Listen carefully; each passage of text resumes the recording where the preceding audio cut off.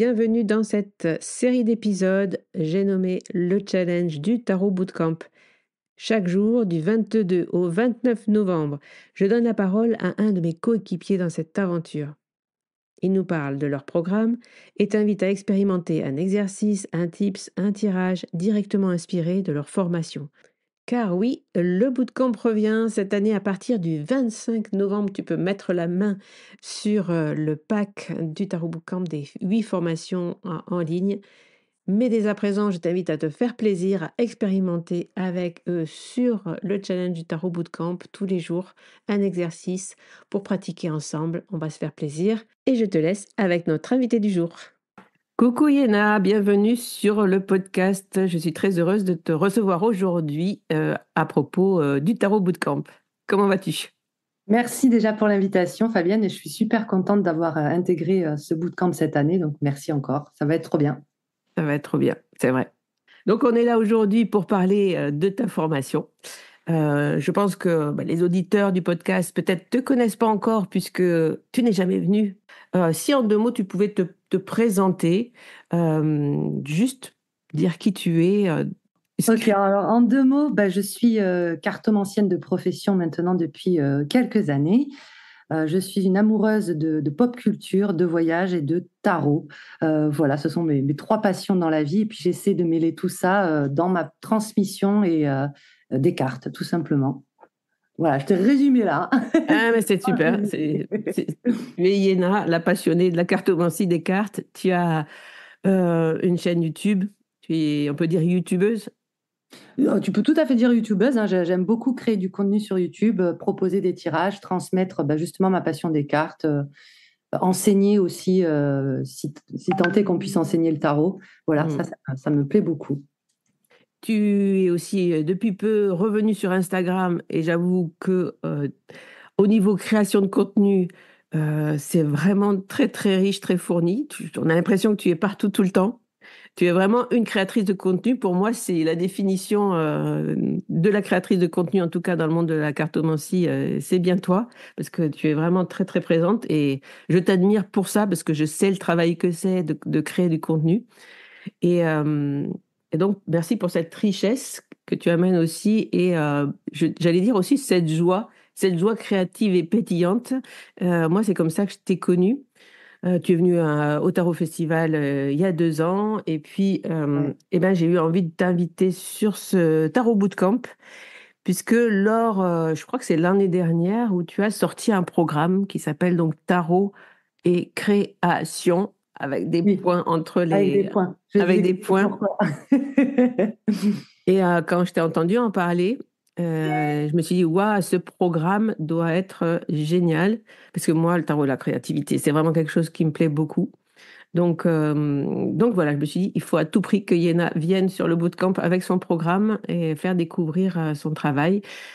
Tu as créé ce programme, pourquoi? Enfin, est-ce que tu peux nous dire d'où il vient finalement? D'où il vient? Alors, en fait, je me suis rendu compte, tu vois, au fur et à mesure des années, à force de faire mes consultations privées avec mes consultants, donc de tirer les cartes, mais aussi d'enseigner. J'ai aussi euh, des espaces communautaires. Je ne sais pas si tu connais Discord, tu vois, sur Oui. Discord, des salons avec beaucoup de personnes, puisque par l'intermédiaire de mes programmes, maintenant, ça se compte en milliers de personnes qui ont suivi mes programmes, c'est hallucinant. Donc, j'ai gardé du lien et de contact avec ces personnes-là, cette communauté-là. Et en fait, je me suis toujours rendu compte que beaucoup de gens, alors là, je vais faire peut-être une généralité, hein, pas tout le monde, mais on a tendance quand même à sous-estimer notre fibre artistique, tu vois, notre potentiel créatif ou créateur. Et j'ai remarqué que les gens se sous-estimaient dans l'ensemble beaucoup et du coup qu'ils n'osaient pas se lancer. Et quand je dis se lancer, c'est pas forcément se lancer professionnellement, c'est simplement de faire, tu vois, faire pour faire. Et je trouve qu'il y a quand même une croyance qui est bien ancrée, qui est que on ne peut pas se revendiquer créatif ou artiste si on n'en vit pas. Tu vois, si on ne gagne pas sa vie grâce à son art. Ça, c'est vraiment quelque chose que j'ai remarqué. Et pour moi, la cartomancie est aussi un art, hein, puisqu'on dit les arts divinatoires. Donc, j'inclus aussi la cartomancie dans ça. Ouais. Et justement, j'ai toujours trouvé qu'à cause de cette croyance-là, entre autres, on se limitait énormément. Et du coup, on va s'empêcher d'écrire, pour le plaisir d'écrire. On va s'empêcher de peindre parce qu'on va se dire ça ressemble à un dessin de maternelle. On va s'empêcher de coudre parce que, voilà. On va s'empêcher de dessiner, de chanter. On va se priver en fait de tellement de moyens d'expression sous prétexte que on n'est pas artiste en fait. Donc c'est une perte de temps. Donc là, je te caricature un petit peu, mais je trouve quand même que c'est quelque chose qui est assez récurrent chez beaucoup, beaucoup de monde. Je ne sais pas si toi aussi tu l'as constaté de ton côté. Oui. C'est s'empêcher de. Et je trouve ça super dommage. Alors, parce que moi, tu vois, pour le coup, j'ai jamais eu de complexe à créer. Hein. Tu vois, je suis à mon, je sais plus, j'ai plus compté, mais je crois que j'ai créé 30 tarots et oracles dans ma vie. Je sais pas dessiner, tu vois, ça m'a jamais empêché. Hein. J'ai été ingénieur du son, ça m'a pas empêché alors que je sais pas chanter, d'être derrière la direction artistique de super chanteurs et de super albums. Tu vois, donc j'ai jamais compris en fait pourquoi s'empêcher de créer. Surtout que c'est très dommage dans le sens, là ça appartient qu'à moi ce que je vais te dire, mais je trouve qu'on perd énormément, on appauvrit notre imaginaire, l'imaginaire qu'on avait quand on était enfant, parce que si on observe les enfants, eux, ils se posent pas de questions. Quand ils ont envie de créer un truc, ils vont prendre un bout de bois, ils vont te faire un truc, et pour eux ça va être exceptionnel, quoi. Donc eux, ils créent. Et ils ne se demandent pas s'ils sont légitimes, ce que ça va leur apporter, ce que les gens vont en penser. Ils font juste ça parce que ça les inspire et parce qu'ils ont envie de le faire. Et je pense, enfin moi du coup, je me suis toujours battue pour garder cette part d'enfant en moi. Et en grandissant, je trouve qu'on la perd, cette spontanéité, on perd cette liberté de créer pour soi, pour le plaisir. Et du coup, on perd énormément de joie en fait. Donc voilà, c'est pour ça que j'ai créé Tarot et Création, tu vois, ça a été ce déclic, cette observation que j'ai faite. Et je l'ai conçu, ce programme, comme une progression. Tu vois, chaque lettre du mot création est un atelier qui nous permet de cheminer à la fois avec le tarot pour se l'approprier de façon personnelle et donc à son image, et puis ensuite pour pouvoir se servir du tarot comme une boussole, comme un outil pour pouvoir exploiter ensuite notre potentiel artistique et créatif, pour pouvoir concrétiser ses idées, pour pouvoir exploiter tout simplement cette fibre artistique en nous. Donc créer, faire quelque chose, quelle que soit l'envie que l'on a. Et pour terminer avec ça, à l'issue, quand ça m'a pris plusieurs mois pour le conceptualiser, l'écrire, aller chercher les ressources, etc. Et tu vois, quand j'ai terminé de pondre ce programme-là, eh ben, je me suis mis à écrire mon premier roman à l'âge de 42 ans, quoi. Donc, tu vois, même chez moi, ça a débloqué un truc, alors que je me suis dit, mais attends, carrément, t'es pas du tout écrivaine, t'es pas une autrice. Bah oui, mais j'aime raconter des histoires, alors pourquoi pas? Donc, Ça tu te vois, fait beaucoup sur les, tu vois, ce que tu décris sur le stop de la créativité. Souvent, on peut passer le cap des fois sur le dessin, sur la création, oui, parce qu'on se dit, bon, allez, je vais prendre des pinceaux, je vais voir ce que je peux faire. Mais sur l'écriture, c'est tellement vrai, quoi. c'est un noblard, tu vois. Ouais, Donc c'est ça. là, oui, mais t'as pas besoin d'être écrivain, auteur, autrice pour écrire, en fait. Si tu as envie de raconter une histoire, moi, voilà, c'est comme ça, j'aime raconter des histoires, donc je raconte une histoire. Je m'empêche pas Super. de créer, tu vois. Mais en fait, ce programme a débloqué ça en moi, hein, parce que je pense pas que si je l'avais conçu, tu vois, j'ai cheminé avec lui, et ben, Ouais, peut-être que je m'y serais pas encore mise. Donc ça m'a aussi aidé pour ça. super. Bon, il nous tarde d'y être dedans. Alors, la question suivante, ben, ça découle un peu de ce que tu viens de nous dire. Peux-tu nous faire le portrait robot de la personne à qui tu dédies ce programme, justement? Qui est cette personne à qui tu as pensé, à part toi peut-être, pour le faire? Ouais, c'est vrai que je l'ai fait pour moi au départ, Et et c'est c'est vrai que souvent on crée des programmes bon, hein. aussi Bah en oui. lien avec soi. C'est fort, ouais. Je l'ai fait pour moi et je l'ai fait aussi pour je sais pas, dans mon approche, j'ai toujours un besoin de populariser les choses, de les vulgariser, même si c'est un terme que moi je Ouais. trouve très sain, il n'y a pas de problème à ça. Décomplexer les gens, déculpabiliser, tu vois, c'est vraiment mes leitmotivs un petit peu. Donc je l'ai conçu en fait pour les personnes tout simplement qui ont envie de donner vie à un projet, quel qu'il soit, de se réinventer et évidemment aussi d'explorer leur créativité par le médium du tarot, c'est-à-dire de se servir du tarot comme une boussole, comme un outil à part entière Mm. d'expression créative, de guide créatif. Le Mm. tarot, ce programme-là, il est conçu aussi pour les personnes qui connaissent bien le tarot, qui ne le connaissent pas du tout, parce que justement, dans le premier atelier, je propose de faire connaissance avec chaque carte du tarot, de les personnifier, tu vois, comme si c'était des entités propres, en fait. Donc, ça s'adresse à l'entrepreneur, à la personne qui sait pas quoi faire de sa vie, qui est un petit peu entre deux, tu vois, au comédien, à l'écrivain ou au curieux qui a envie de stimuler son imagination et de se servir du tarot pour le faire. Voilà. Et donc, tu dirais qu'il est même ouvert aux débutants, enfin à des personnes qui nous écouteraient, qui auraient envie de venir sur le bootcamp, de découvrir ton programme. Finalement, c'est aussi une manière de découvrir le tarot différente, qui peut aussi être hyper riche et enrichir justement sa pratique. Ah ben complètement, parce qu'en fait, ça peut être perturbant, par contre, parce que c'est en fait dire aux gens, tu vois, le tarot, il est aussi... Ah, j'ai mon petit chien qui s'agite. Le tarot, il est à ton image, en fait. Il n'y a pas de... Si on prend le tarot de Marseille, on n'a pas de guide d'utilisation du tarot de Marseille, ça n'existe pas. Donc, ça va être... oui, c'est très bien de l'étudier, c'est-à-dire historiquement, symboliquement, etc. Mais ensuite, il t'appartient. C'est-à-dire que la façon dont tu vas l'interpréter, le ressentir, ça t'appartient. Et pour ça, effectivement, il faut se servir de ce que l'on a déjà en soi, imagination, créativité, inspiration, intuition. Donc, bon, ben voilà, il y a de l'agitation dehors. Il y a de l'agitation chez toi, c'est pas grave. Voilà. C'est la vie du podcast. C'est de l'approprier à son image. Oui. Donc oui, les débutants peuvent le faire, même si j'encourage toujours quand même l'étude après de son côté, tu vois, quel que soit ce qu'on a envie d'étudier, quoi.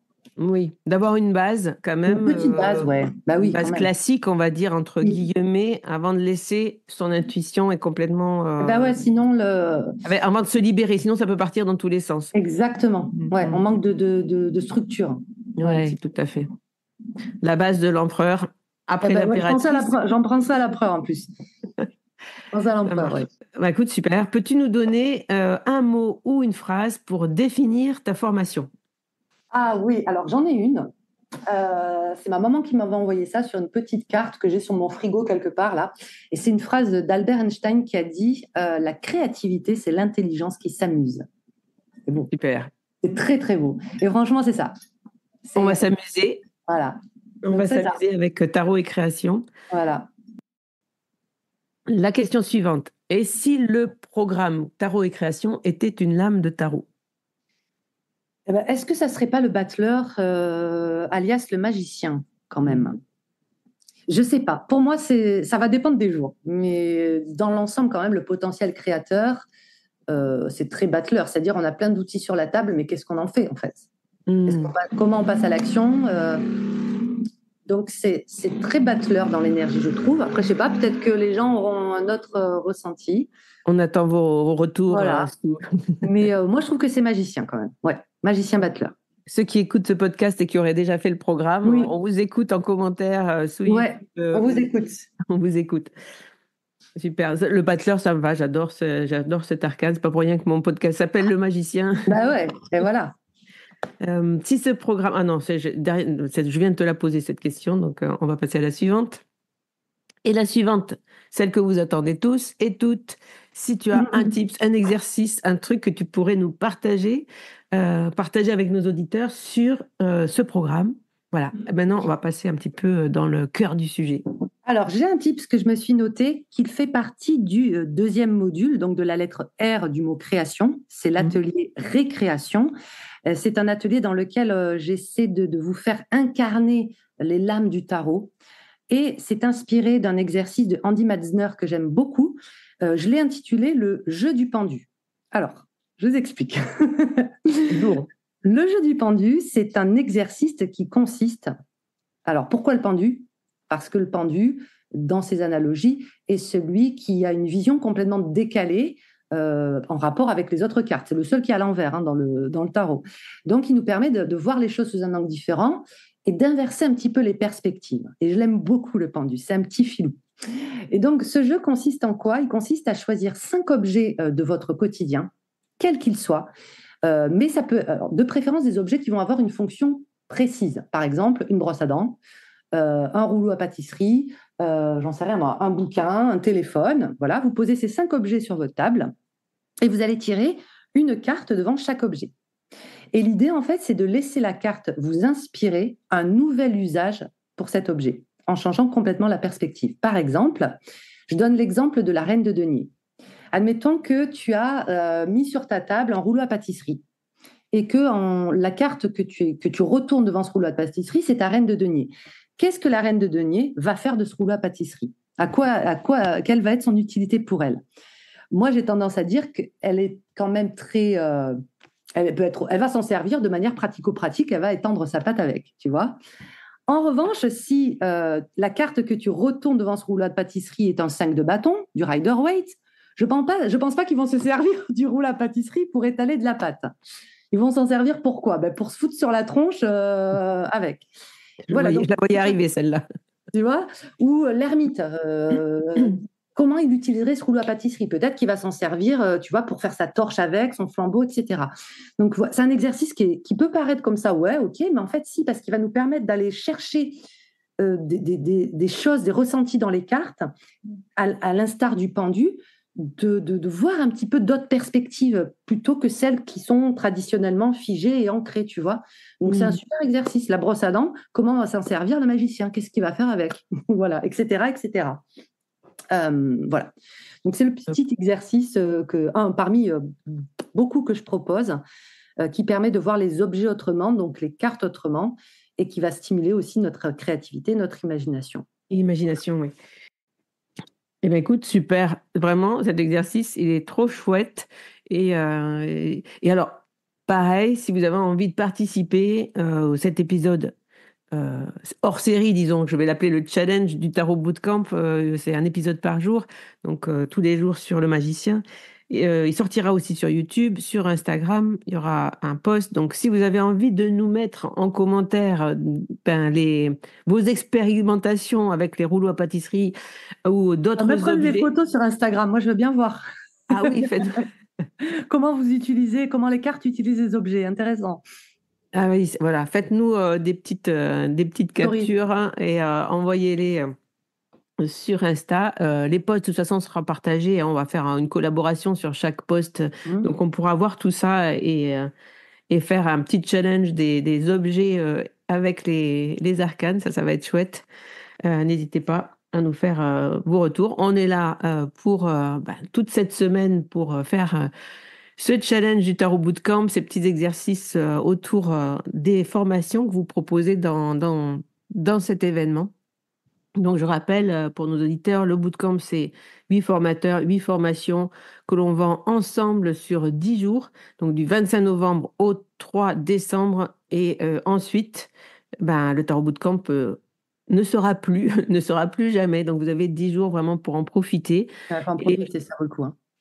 Et je te remercie vraiment, Yéna, d'être venue et de nous avoir proposé ce super atelier. Moi, je suis sûre que c'est plein de ressources et que c'est plein de tips pour intégrer. Moi, j'adore la façon libre et créative d'intégrer le tarot, c'est-à-dire qu'il faut s'amuser. Comme on dit, c'est un jeu et on s'amuse avec et en même temps, c'est d'une richesse et d'un sérieux exceptionnel aussi. Donc, c'est vrai que voilà, j'avais flashé sur ce programme. Je suis très contente qu'il fasse partie du bootcamp. Merci pour l'invitation parce que les autres programmes, moi j'ai l'aperçu là, c'est quelque chose aussi. Hein. On va se régaler, hein. On va s'éclater. Merci. Et donc, merci beaucoup. Je te laisse la parole, je te laisse le mot de la fin si tu veux dire une petite chose à nos auditeurs. Merci déjà de nous avoir écoutés jusqu'à la fin. Ouais, c'est chouette.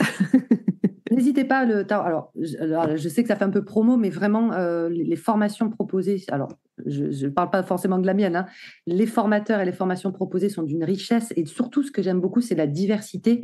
C'est-à-dire qu'à l'issue, si on suit toutes ces formations, je pense qu'en niveau enrichissement, en termes de tarot, d'apprentissage et même d'oracle, cartomancie en général, pour le prix proposé, c'est quand même assez ouf. Donc, pourquoi s'en priver? Voilà. Voilà ce que je voulais dire. Moi, je suis enthousiaste. En tout cas, j'ai hâte. Ouais, c'est super parce que nous, on est aussi fans que vous, finalement, c'est vrai, du programme. Écoute, je crois que voilà, alors nous on propose, faites ce qui vous semble bon pour vous, mais c'est vrai que je suis hyper fière de ce programme parce que vraiment, même un débutant qui rentre dans le bootcamp, il a de la matière pour Ah oui, apprendre ah oui, oui, large. pendant un an et se faire plaisir. Donc c'est chouette, je suis très heureuse de vous proposer ça.